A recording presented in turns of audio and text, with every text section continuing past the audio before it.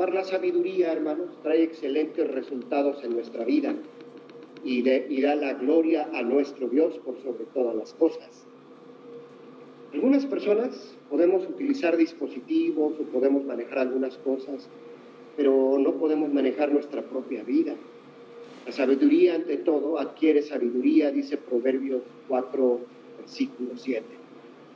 En este estudio veremos cómo la Escritura va a hacer un contraste o una distinción entre conocimiento, a lo cual la Escritura le llama sabiduría humana, hermanos, y lo que es la sabiduría de Dios.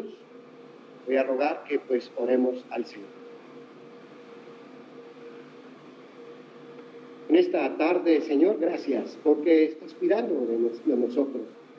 Estás teniendo a bien permitirnos nuevamente reunirnos. Queremos, Señor, ajustarnos y ceñirnos a tu palabra nuevamente y crecer día con día, formarnos día con día, respetar nuestros malos hábitos, nuestras malas acciones a tu palabra por medio del poder de tu Espíritu Santo. Señor, gracias, porque tu palabra, escrita hace miles de años, sigue siendo tan vigente para el corazón de tus escogidos el día de hoy, para los que te conocen y aún para los que dicen que no hay un Dios. Siempre, Señor, tu palabra será perfecta. Oramos en el nombre, es glorioso nombre por sobre todas las cosas, Cristo el Señor. Amén. Hermanos, el Espíritu Santo, a través de la vida del apóstol Santiago, sigue exhortando a la iglesia.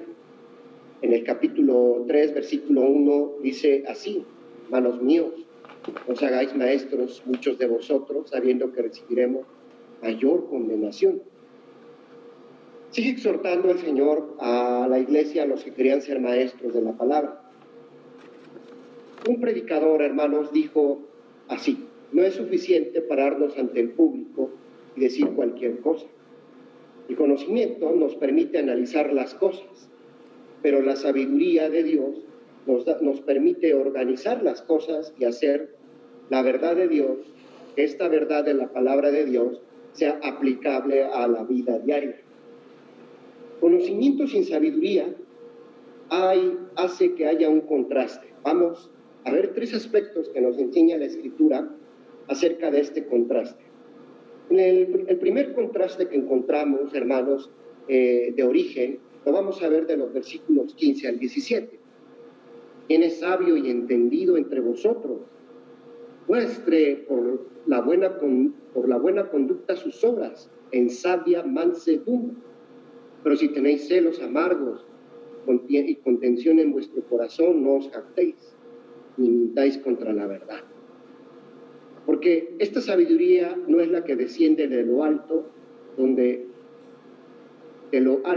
hermanos, sino terrenal, animal, diabólica, porque donde hay celos y contención, ahí hay perturbación y toda obra perversa.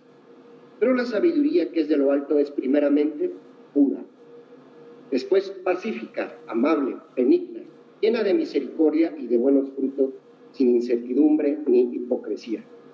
La verdadera sabiduría proviene de Dios. Todo lo que proviene de Dios, hermanos, siempre será de bendición. Todo lo que no proviene de Dios está destinado al fracaso. No importa cuán exitosa sea esa empresa, siempre va a perecer porque no proviene de la sabiduría de nuestro Dios. En el libro del Génesis, capítulo 11, de los versículos 1 al 9, podemos ver la historia o el relato de la Torre de Babel. Hermanos, parecía ser un buen proyecto, pero terminó en lo que más adelante el Señor Jesucristo en su palabra nos va a decir, terminó en confusión. Hay una confusión en la Torre de Babel. Génesis capítulo 12, versículos 10 al 20, a Abraham le pareció bien o sabio, entrecomillado, ir a Egipto cuando había hambre en Canaán, pero las consecuencias prueban lo contrario. El rey Saúl le pareció bien poner su propia armadura a David, pero los planes de Dios eran diferentes.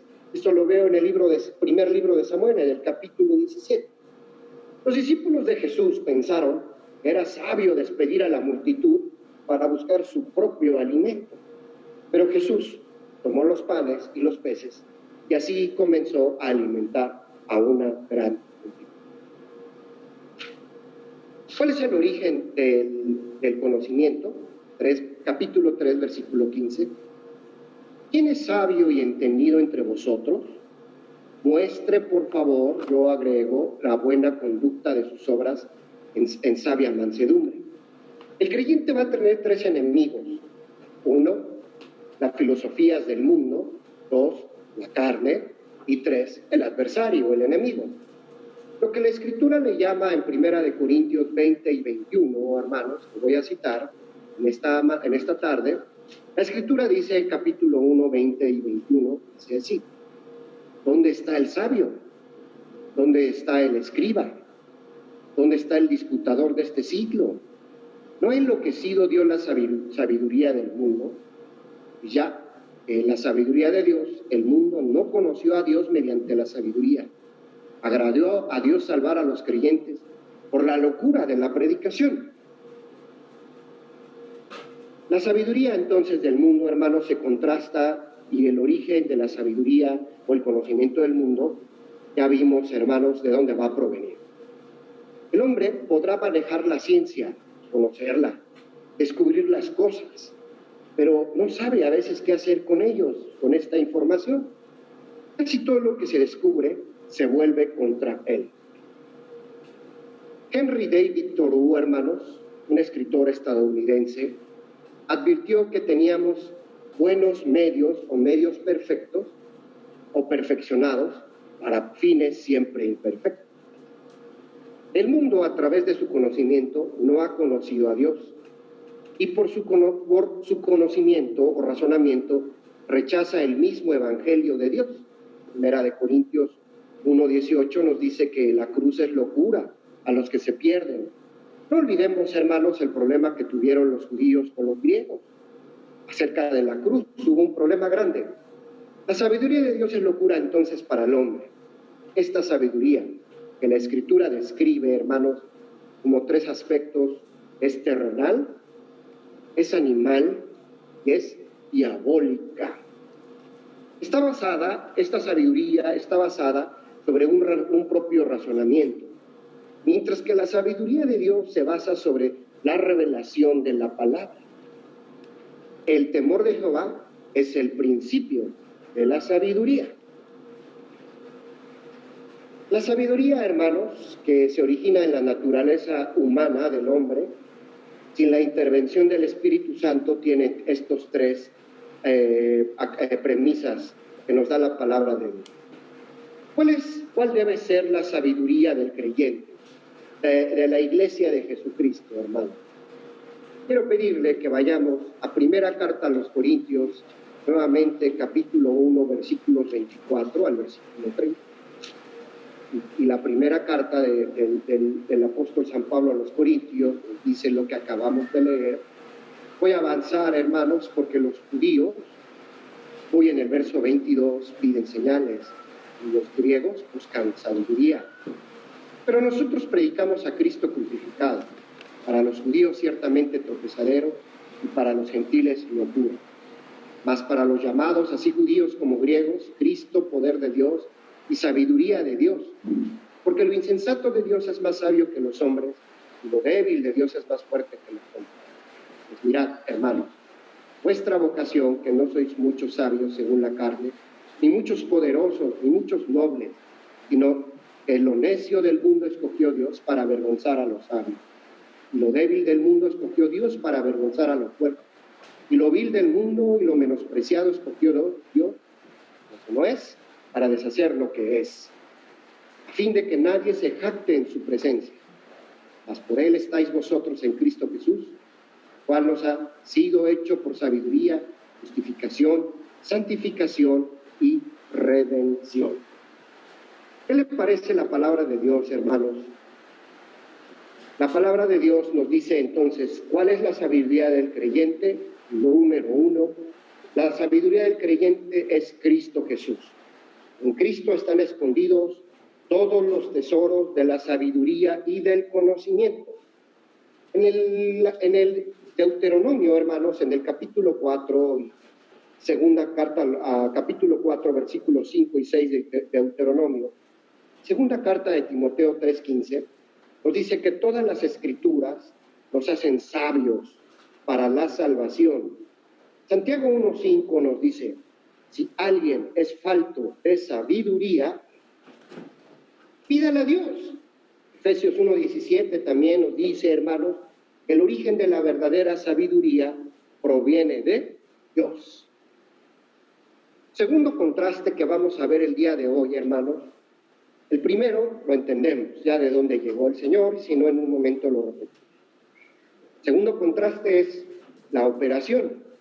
Santiago 13, que hemos leído, hermanos, 14 al 17. La sabiduría de lo alto, la sabiduría de Dios proviene de lo alto. Siempre va a operar de manera diferente a la sabiduría humana. ¿Cuáles son las evidencias de esa falsa sabiduría, diría, hermanos, el apóstol Santiago? Vamos viendo las características de alguien, hermanos, con falsa sabiduría. Capítulo 14, versículo 14, hermanos, dice, si tenéis celos amargos, si tenéis celos amargos. La Escritura, hermanos, amonesta a no ambicionar cargos en la iglesia, y la sabiduría de este mundo dice, promueve tu causa. Tú eres mejor y tan bueno o mejor que los demás, entonces tú tienes la facultad de poderte promover. Es lamentable, pero existe mucho egoísmo y rivalidad en la iglesia y debemos de tener cuidado. Aún los primeros apóstoles, hermanos, disputaron sobre quién sería el mayor en el reino. Mateo capítulo 6. Los fariseos usaban actividades de índole religiosa para promoverse entre los hombres. Pregunto yo, ¿es nuestro celo servir al Señor, hermanos? ¿Este celo es auténtico, proviene de una realidad en el Señor, o este celo es carnal? Nos gozamos cuando un joven se queda en un movimiento eclesial, se queda en el esfuerzo cristiano, hermanos, pretende entrar a un seminario, quiere crecer, hermanos, o le ponemos el pie para que esa persona no crezca. Nos gozamos cuando un hermano, hermanos, está teniendo un crecimiento en el nombre del Señor, o cuando una hermana también está teniendo crecimiento en el nombre del Señor, cuando ellos están creciendo, hermanos. Debemos de revisar, porque la palabra dice que los celos amargos son, hermanos, una contaminación. Operan en la iglesia, claro que sí. Envidiamos a las personas, hermanos. Criticamos en secreto a las personas. Se le llaman celos amargos. Cuando la sabiduría, hermanos, del hombre o del mundo entra a la iglesia, sabe, hermanos, empiezan las promociones carnales. Y sabe, hay otras dos características que encontré en la palabra. Siempre va a haber problemas, disputas dentro de una iglesia cuando va a haber celos amargos y va a haber contenciones. Esto no quiere decir, por supuesto, querida iglesia, que esto es lo que está aprobando el Señor. Está evidenciando o contrastando lo que no debe de haber en una iglesia de Jesucristo. Versículo 14, hermanos, vimos los celos amargos y el segundo es contención. Estaba recordando, hermanos, que cuando hace un par de años me invitaron a trabajar ahí en el área donde estoy, me decían, ¿no quieres contender con nosotros? Y yo decía, ¿contender? Y rápido me cayó el 20, yo decía, ¿contender? Sí, vamos a formar una planilla donde vamos a ir a hacer contienda, porque va a haber otras planillas que vamos a participar. Ahora encuentro, hermanos, que esta palabra fue usada por los griegos para describir, y realmente lo que yo estaba haciendo era eso, a un político en su campaña electoral. Esto es la contención. A saber, hermanos, el mundo dice busca de toda contienda o apoyo humano para que puedas tú estar adelante. Esta actitud solo va a crear dentro de una iglesia división, crea rivalidad. La palabra de Dios dice en Filipenses capítulo 2, versículo 3, nada hagáis por contienda ni vanagloria, antes con humildad, estimando a cada uno, hermanos, o a los demás, como superiores a él mismo. Estaba, hermanos, si usted y yo, ahorita que estamos estudiando la carta a los Corintios los días miércoles, estaba, hermanos, recordando lo que la palabra de Dios dice, que el Señor dotó a la iglesia de diferentes dones. Lo cual eso hace que, hermanos, la iglesia, al hermano que yo tengo a la par, lo hace superior a mí. Lo hace. Y ese don que él tiene, yo no lo tengo, y eso lo hace superior, y eso que yo tengo, él no lo tiene, y así sucesivamente, hermanos. Es como la iglesia se va formando. Pero ya llevamos dos características que contrastan, hermanos, a lo que no debe de haber en la iglesia. Celos amargos, contenciones, y hoy vamos con la cuarta, hermanos, jactancia. Celos amargos y contención en vuestro corazón, no os jactéis. No hay nada tan jactancioso que el razonamiento propio. No hay nada tan jactancioso que el razonamiento propio. Una característica cuando el Espíritu Santo obra en la vida del creyente, hermanos, cuando opera la sabiduría de Dios, va a haber un sentimiento. Este sentimiento se llama humildad, sumisión, anhelo, porque Cristo es Cristo quien reciba toda la gloria. Humildad, sumisión y anhelo porque sea nuestro Señor Jesucristo que reciba toda la gloria.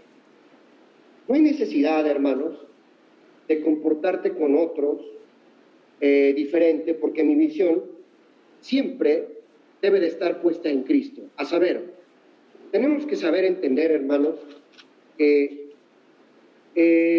puede ser, hermanos, que discrepemos o tengamos alguna diferencia, pero esto no me puede apartar porque yo debo de tener mi mirada puesta siempre.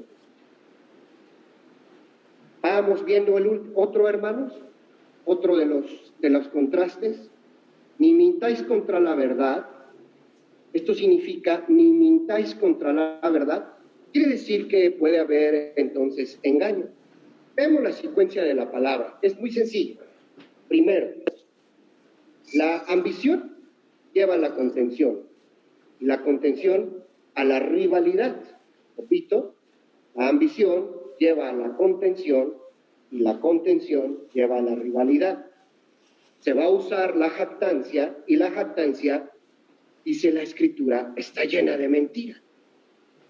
No hay necesidad, hermanos, de que tengamos que tener títulos imperiosos en nuestra vida para poder ser alguien en la vida y menos en la iglesia. Hermanos, cuando Jesucristo venga, el rasero, entiendas eso, va a dejar parejo todo el campo y aquí no vienen situaciones. Hermanos, debemos de contrastar lo que dice la palabra. Va a haber celos amargos, va a haber contenciones, va a haber gente jactanciosa y engaño. Esta semana, hermanos, que estaba estudiando la primera carta del apóstol San Pablo a Timoteo, encontré, hermanos, y me encontré, hermanos, con que Pablo le dice a Timoteo, dentro de la iglesia va a haber hombres amadores de sí mismos. Se está dirigiendo a la iglesia. Vanagloriosos, fatuos, contenciosos. A eso se evita. Ese estudio lo vamos a tener. Pero tú no dejes de predicar. ¿Por qué se lo dice San Pablo a Timoteo, hermano? Es que Timoteo, como decimos aquí, ¿no, hermano? Le gustaba echarse para atrás. ¿Sí? Iba con San Pablo y le decía, ¿qué hago con esta iglesia? Mira, dentro de la iglesia va a haber esos tipos de hombres y mujeres, lo cual tú evitas, pero tú no dejes de predicar. Viene un contraste hermoso, hermanos, en el versículo, en la palabra de Dios. Vamos viendo, hermanos, la mansedumbre. Versículo 13. Aquel que se dice sabio, aquel que se dice entendido entre vosotros, entre la iglesia, muestre por su buena conducta sus obras. A veces pensamos, hermano, que estas obras se tienen que manifestar cuando Cristo venga, lo cual es un error, hermano. ¿Sabe por qué? Estamos, hermanos, viviendo el periodo justamente de la gracia, pero la gracia implica mucha responsabilidad. Hoy el Señor nos dice, ¿eres sabio? Sé manso. Fíjese lo que nos dice la Escritura. Si eres sabio, si tú dices que eres sabio, tu vida se va a manifestar por la mansedumbre, sabia mansedumbre. La mansedumbre, hermanos, no implica debilidad, tampoco implica ser grosero. La mansedumbre, hermanos, viene de sabernos gobernar con la autoridad y el poder de Jesucristo. El creyente humilde nunca se va a enaltecer. El griego, hermanos, aquí emplea una palabra hermosa.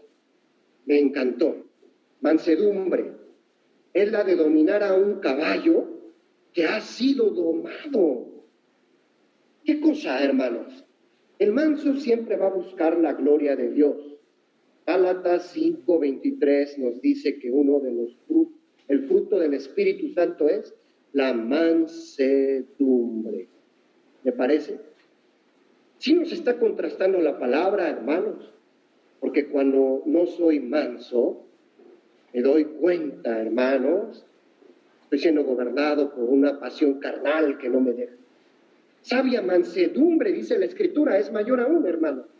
El uso correcto sería, hermanos, saber ocupar la autoridad y el conocimiento que Dios me ha dado, primero para gobernarme a mí, y luego para poder dirigir. El creyente sabio, hermanos, siempre mostrará con su conducta diaria que es un hijo de Dios. Actitud y acciones siempre van de la mano.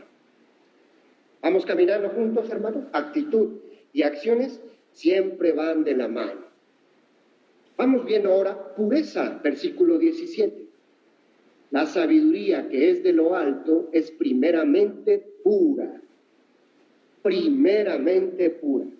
¿Qué significa esto? Indica la importancia de la santidad. No sé santo, por supuesto. Por lo tanto, la sabiduría de lo alto es pura, santa. Invito a que vayamos ahora a Santiago capítulo 4, versículo 8. Acercaos a Dios, y Él se acercará a vosotros, pecadores. Limpiad las manos, y vosotros, los de doble ánimo, purificad vuestros corazones. Es decir, santificar nuestros corazones. Por lo tanto, hermanos, la sabiduría de Dios de lo alto es pura, es santa. Y nos dice, también sus hijos debemos de ser santos. En el mismo versículo 17 dice así, hermanos, tremenda la palabra de Dios, es pura, pacífica, amable, benigna, llena de misericordia y de buenos frutos. Hermano, cuando estemos en la presencia del Señor, no vamos a estar dando buenos frutos. Los frutos se tienen que dar aquí, sin certidumbre ni hipocresía. Ahora bien, hermanos, uno de los elementos que la palabra de Dios nos dice es que es pacífica, es decir, hay paz. Vea todo el contraste que nos está enseñando la palabra de Dios.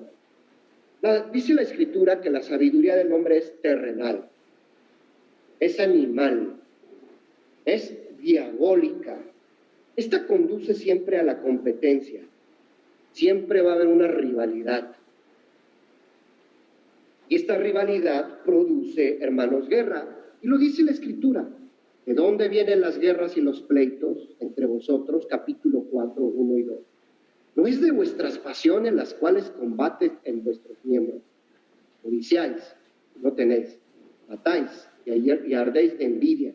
Y no podéis alcanzar, combatís y lucháis. Pero no tenéis lo que deseáis porque no pedís.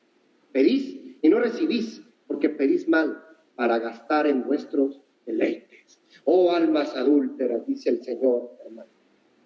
¿Qué le parece? La paz de Jesucristo, esta paz está basada en santidad. no en arbitrariedades y transigencias. Dios no hace paz a cualquier precio, hermanos. Repito esta palabra porque es importante, hermanos, para que nosotros pudiéramos tener paz con Dios, tuvo que haber un mediador que se llama Jesucristo. Dios nunca va a hacer paz a cualquier precio. La paz de la iglesia no es más importante que la santidad. La iglesia nunca tendrá paz cuando no confiese sus pecados. Confesemos nuestros pecados y habrá paz. Versículo 17 nos sigue diciendo, hermanos, es pacífica, es amable. Amable, hermanos, refleja sumisión. ¿Sumisión a quién? Al Espíritu Santo y sumisión a la iglesia. Amable, hermano, refleja que no busca pleitos, pero no significa que con esto avenga a la verdad por tener paz. No voy a hablar nunca de la palabra porque quiero estar bien con todos, se vayan a ofender. En fin, a final de cuentas tengo que tener paz. Se decía, hermanos, para poder tener un ejemplo de amabilidad, que Abraham Lincoln era un hombre de carácter de terciopelo y de acero. Ser amable, hermanos, no significa, pues, ser débil como lo hemos creído. Ser amable, hermanos, es sujetarnos al poder del Espíritu Santo y tratar a todas las personas como lo dice la Escritura, siendo amables. Hace tiempo, hermanos, aprendí una palabra que me gustó mucho. Todas las cosas, hermanos, las cosas se pueden decir, pero hay un cómo decir las cosas. Un pastor me enseñó y me dijo, Alberto, no todo lo que se piensa se dice. Benignidad, capítulo 3, versículo 17. Pacífica, amable, benigna. La sabiduría de Cristo, hermanos, hace al creyente condescendiente y de fácil trato. El razonamiento humano o propio del humano hace a la persona dura y terca. Se puede estar en desacuerdo con otros sin ser desagradable con las personas.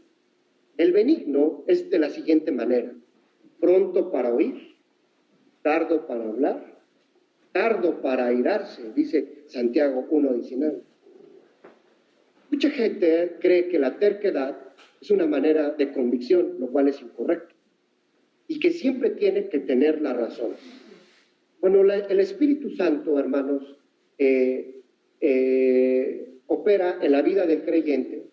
El creyente está dispuesto a escuchar siempre la palabra de Dios, a escuchar, a pensar, a orar y a obedecer lo que Dios revela en su palabra.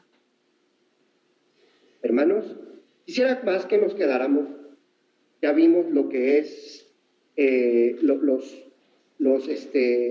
contrastes, celos amargos, contenciones, el ser jactancioso y el engañoso.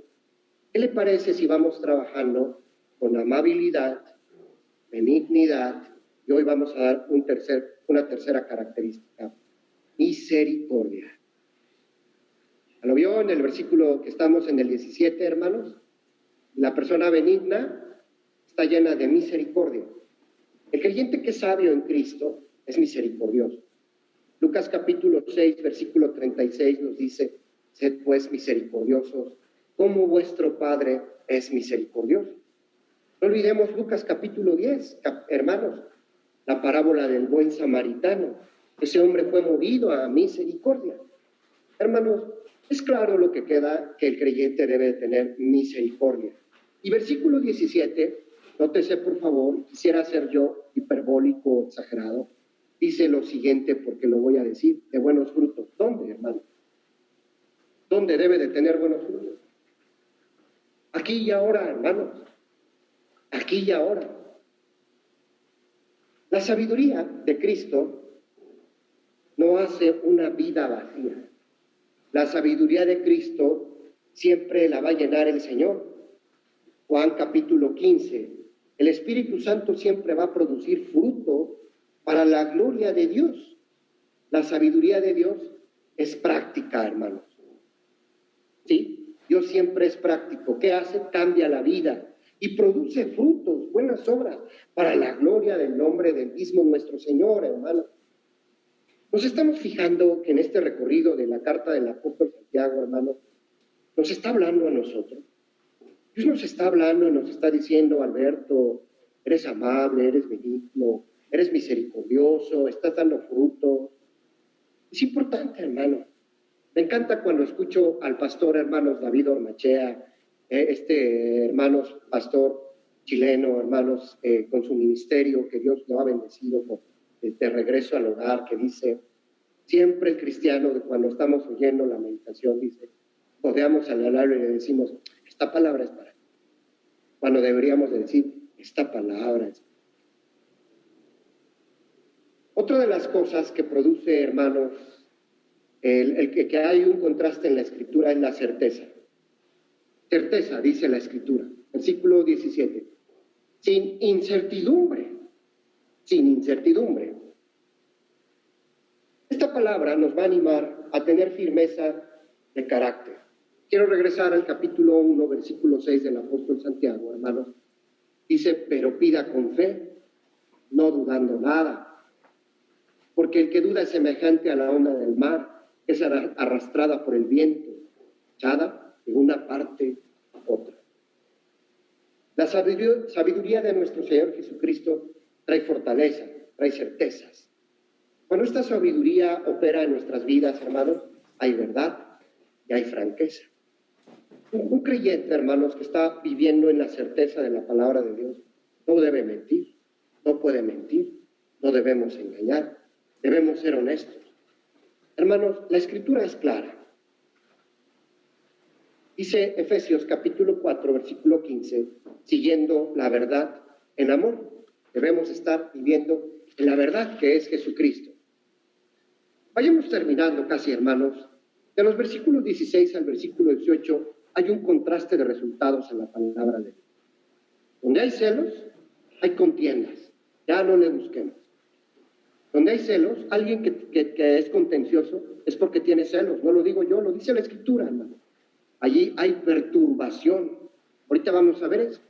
Y toda obra perversa empieza a ser perversidad, es alguien que está confundido.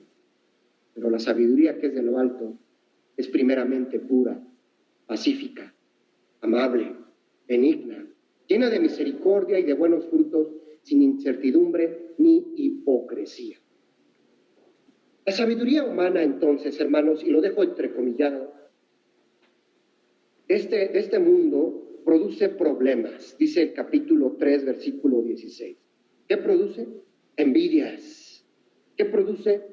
Contenciones. ¿Qué produce? Confusiones. ¿Y qué produce? Obras malas. Antiguo capítulo 4 ya vimos que de dónde vienen los pleitos, las guerras, los malos entendidos. Estamos confundidos, hermano, y eso no puede ser.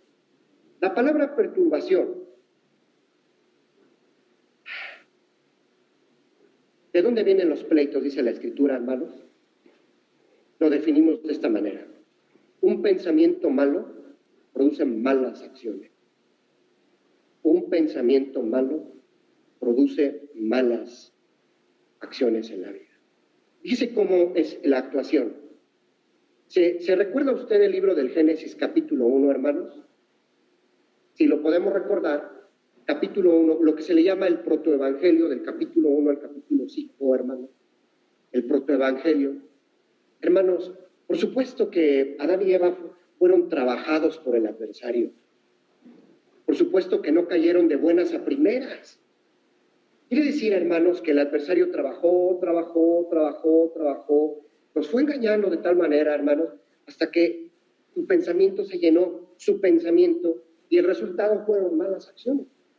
Tenemos que notar eso, querida iglesia, porque a veces creemos que las bromitas no son nada, hermanos, pero nos llevan a las malas acciones.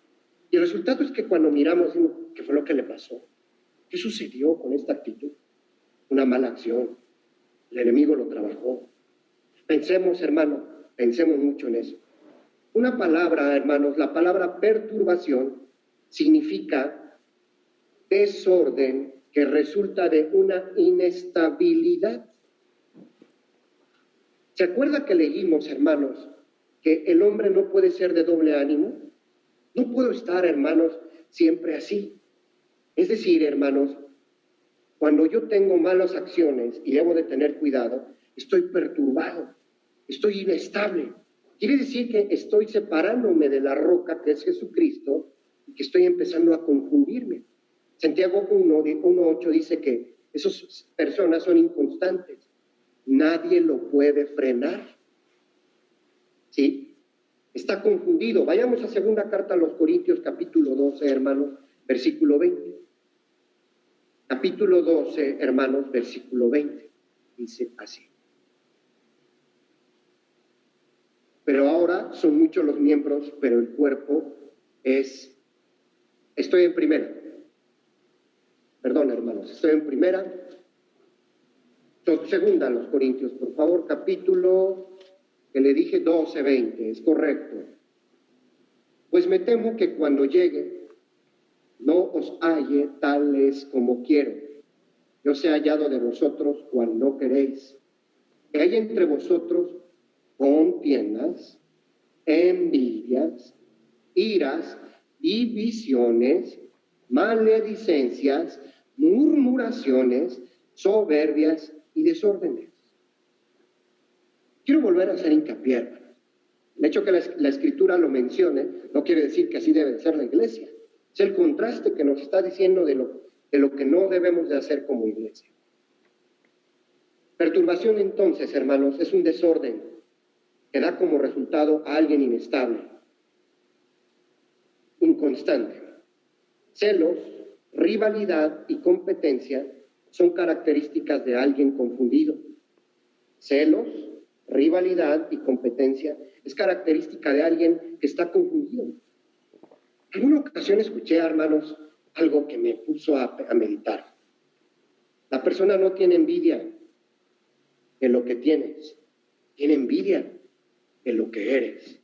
Hermanos, cuando nosotros sepamos que somos hijos de Dios, hechos y que el Señor Jesucristo nos está formando, no tendríamos por qué estar compitiendo, hermanos, no tendríamos por qué estar pensando en envidias, hermanos, o en competencia. Porque yo sé que soy parte, hermanos, del reino de Dios y trabajo para Él. Y junto, hermano, con este trabajo empiezo a edificar el reino de Cristo en el nombre de nuestro Señor. Génesis 11 nos dice, pues, que en Babel hubo, hermanos, confusión. De hecho, Babel significa confusión. La confusión, hermanos, que empieza aquí, prepara el escenario para toda obra perversa. A lo que el Señor le llama, esta obra perversa no tiene ningún valor, ni ningún mérito. No te la puedo tomar en cuenta. Es decir, es una obra infructuosa. Sí lo voy a tomar en cuenta en el sentido del juicio. El tema principal a la iglesia local, hermanos, es medirnos con la palabra de Dios y no con el conocimiento humano.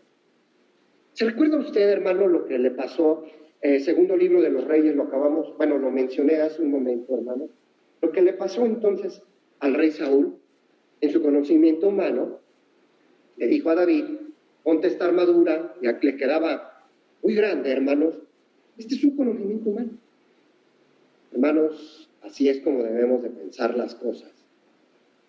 Debemos de medirnos conforme a la palabra de Dios.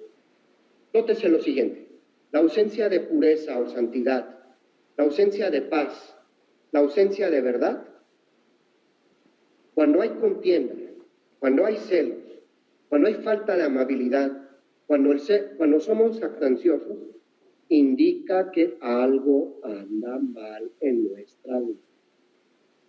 Pero ¿qué es más fácil? El prójimo que tú me diste, Señor.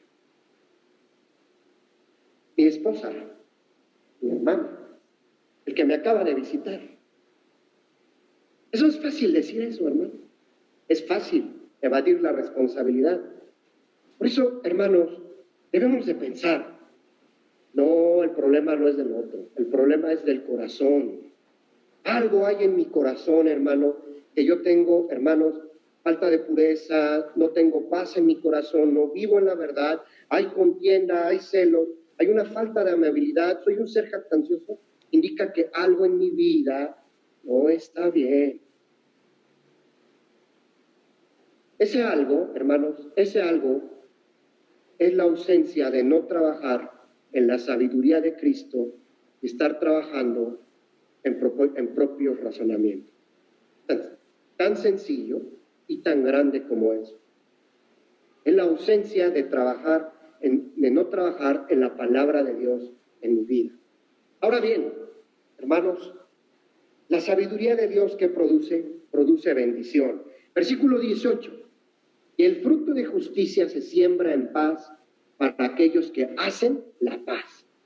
Siembra amor, vas a recibir amor, ¿no? Siembra amabilidad, vas a recibir amabilidad. Siembra cariño, siembra, hermanos, siembra el fruto del Espíritu y eso es lo que vas a recibir. Siembra celos, siembra, hermanos, falta de amabilidad, y la gente nos va a rechazar. Siembra jactancia y la gente va a pasar. La vida del Hijo de Dios, hermanos, es una constante ley de siembra y de cosecha. Es cierto, veámoslo desde el trabajo. En la palabra de Dios dice, el que no trabaja, que no coma, ¿no? Es decir, así de sencillo, hermanos. Es una ley de siembra y cosecha. Trabajo, como. ¿Correcto, hermanos? Si siembro para la carne, voy a cosechar para la carne. Pero si siembro cosas del Espíritu Santo en mi vida, voy a cosechar cosas del Espíritu Santo en mi vida. El que obedece a la sabiduría de Dios, hermano, su palabra, nunca va a cosechar pecado. No va a cosechar contienda, ni celos, ni la falta de amabilidad. No va a cosechar guerra, sino justicia y paz. Lo que somos determina lo que vivimos. Y lo que vivimos es lo que cosechamos. Yo estaba pensando hace rato, hermano, del padre de la medicina, ¿no? Somos lo que comemos.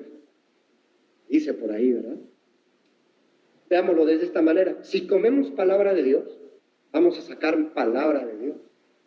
Si nos alimentamos, hermanos, de cosas que no son la palabra de Dios, los deseos de la carne, pues claro, vamos a estar manifestando eso. Si nosotros vivimos en la sabiduría de Cristo, cosecharemos las bendiciones de Dios. Si vivimos en el conocimiento o razonamientos humanos, cosecharemos confusión y obras perversas. El Señor, hermanos, toma muy en serio el ser el causante de problemas en la familia de Dios, en su iglesia. ¿Por qué? ¿Por qué, hermanos? Sé que del otro lado no me pueden decir. Hermanos, porque la iglesia es la esposa de Jesucristo. Voy a recordar un tema, hermanos, que bien citó, una moraleja que bien citó el pastor Miguel Núñez. Y dijo, tú tienes un muy buen amigo y te llevas muy bien con él, pero te llevas muy mal con tu esposa. Y en alguna ocasión tu amigo te va a invitar a cenar a su casa y tú le dices, voy a tu casa, voy a cenar, voy a estar contigo. ¿No sabes qué? Tu esposa no puede entrar. El pastor Miguel Núñez dice, te estás sirviendo de la esposa de tu amigo. Qué fuerte. Así es, hermanos, cuando hay un causante de problemas en la iglesia, está sirviendo de la iglesia. Pero, ¿sabes? Nos estamos metiendo con la esposa de Jesucristo. ¿Por qué, hermanos? Porque la iglesia es la esposa de Cristo. ¿Por qué, hermanos? Porque la iglesia es su preciado tesoro de cosas a través de Cristo Jesús. ¿Por qué, hermanos? Porque la iglesia es para el Señor a través de Jesucristo, nación santa, real sacerdocio. Tenemos cuidado, hermanos. Por Proverbios 16 al 19 nos dice así.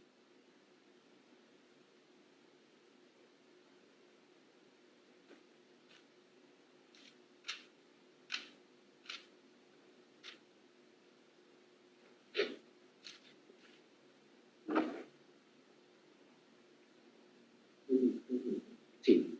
Mejor es adquirir sabiduría que oro preciado, ¿sí, hermano? Y adquirir inteligencia vale más que la plata.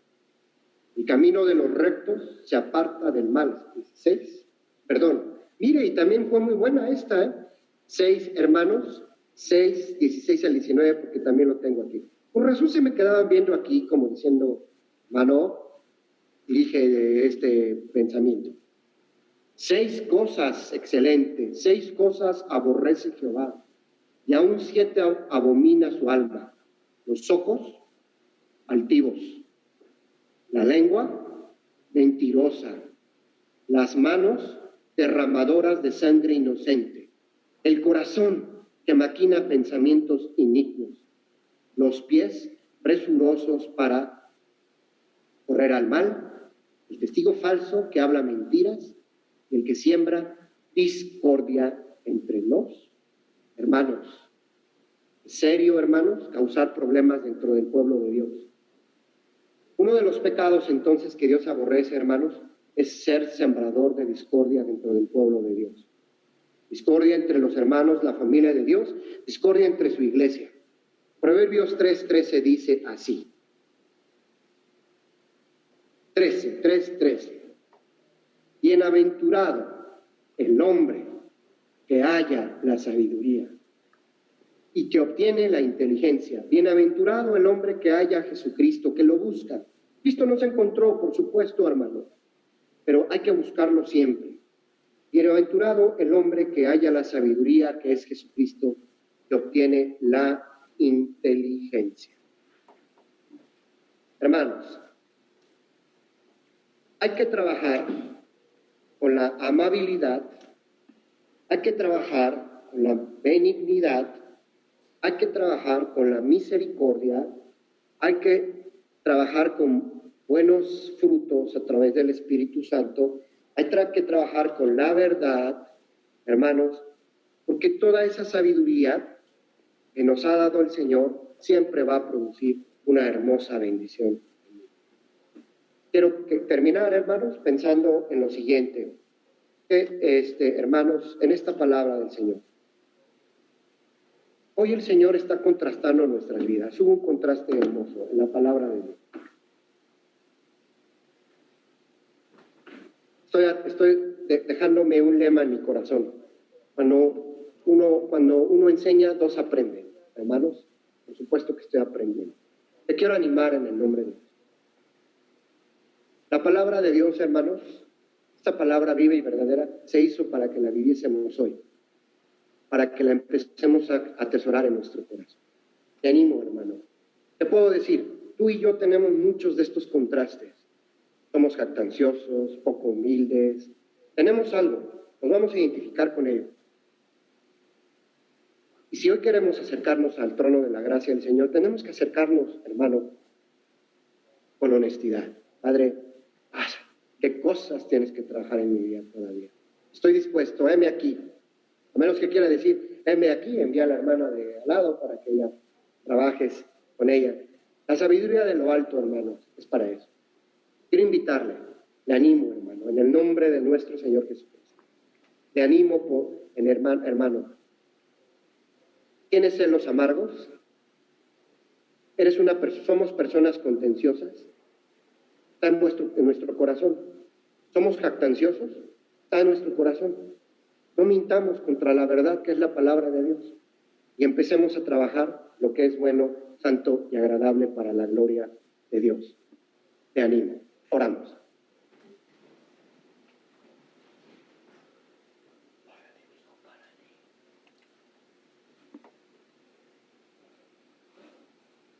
Vengo a ti, Padre, con esta necesidad de tu palabra,